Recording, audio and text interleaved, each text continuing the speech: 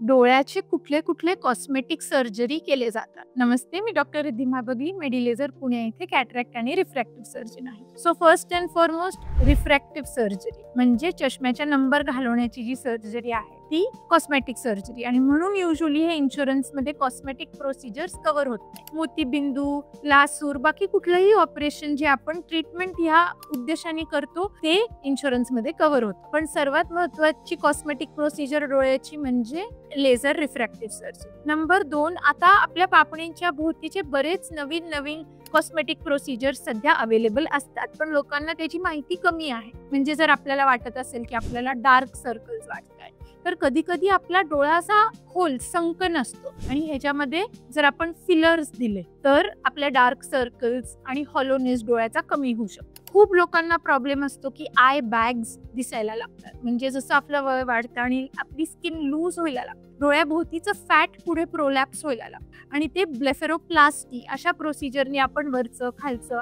डोळ्याचं fat आपण काढून ही cosmetic procedure आहे. आणि शेवटची जे तुम्ही ऐकलं असेल बोटॉक्स देणं, ज्यांना असे हे क्रोस पीठ कुठेही सुरकुत्या आठ्या आवडत नसतील तर आपण बोटॉक्स देऊन, काही काही लोकांना ब्लेफेरोस्पॅझम नावाचा आजार असतो किंवा त्यांचे कंटिन्युअस डोळ्यातनं अश्रू बाहेर येत असतात, तर आपण बोटॉक्स नावाचे इंजेक्शन्स वेगवेगळ्या कारणासाठी देऊ शकतो. हे पण एक कॉस्मेटिक प्रोसिजरच आहे डोळ्याभोवतीची. ह्या स्पेशालिटीला म्हणतात ऑक्युलोप्लास्टी, जे आपल्या पापणी भोवतीच्या कॉस्मेटिक प्रोसिजर्स ला मॅनेज करतात. तुम्हाला काही डाऊट्स असतील तर मला नक्की खाली कॉमेंट सेक्शन मध्ये विचारा. धन्यवाद.